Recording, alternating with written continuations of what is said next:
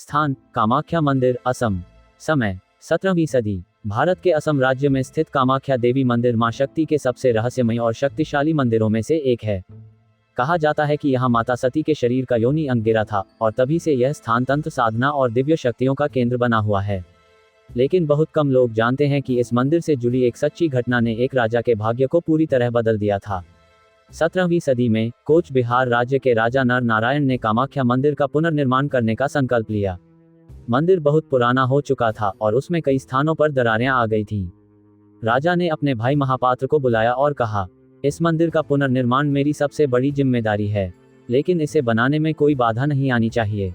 राजा ने हजारों मजदूरों को काम पर लगाया, लेकिन जैसे ही निर्माण शुरू हुआ, रात में बनी हुई दीवारें सुबह अपने आप गिर जातीं।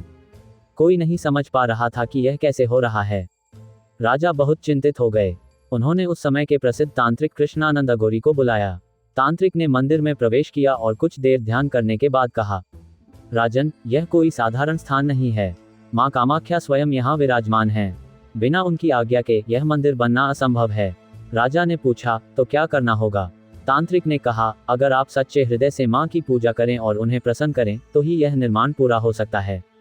राजा ने तुरंत कठोर तपस्या शुरू की।